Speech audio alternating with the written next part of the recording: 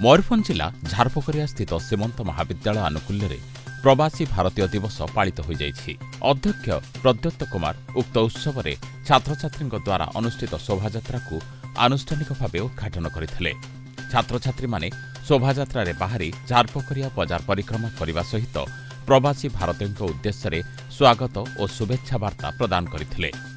जातीय सेवा योजनार कार्यक्रम अधिकारी अध्यापक शिशिर कुमार पट्टनायक, अध्यापक शरद कुमार पढ़ियारी, समर शिक्षार्थी बाहिनीर अध्यापक निहार रंजन महंत नेतृत्व में उक्त कार्यक्रमटी परिचालित होइथिला। एथिरे महाविद्यालयर अध्यापक और अध्यापिका माने सहयोग करथिले।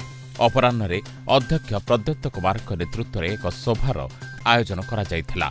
उक्त सभारे अन्यमानक मध्यरे डॉक्टर अशोक कुमार शर्मा, डॉक्टर प्रवीर कुमार पट्टनायक, श्रीजुक्त संजीव कुमार पट्टनायक, श्रीजुक्त अनिल कुमार झा, अध्यापिका जयंती सिंह प्रमुख मंचासीन थिले। अध्यक्ष श्रीजुक्त प्रद्योत कुमार प्रवासी भारतीय दिवस पालनर पछरे थिबा इतिहास संपर्क में पिलामानकु अवगत कराइथिले।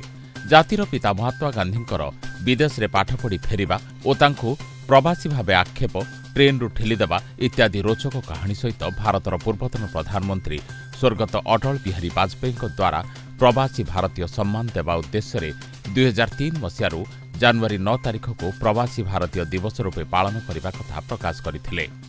इत्यवसर रे अनुष्ठित प्रबंध लिखन प्रतियोगितार कृति प्रतियोगी मानकु पुरस्कृत करा जायथिला। अध्यापक अनिल कुमार झा अतिथि मानकु मंच उपर को निमंत्रण करिबा बेले अध्यापिका जयंती सिंह धन्यवाद अर्पण करथिले। मयूरभंजरू मोहित कुमार मंडल रिपोर्ट, गीतांजलि न्यूज।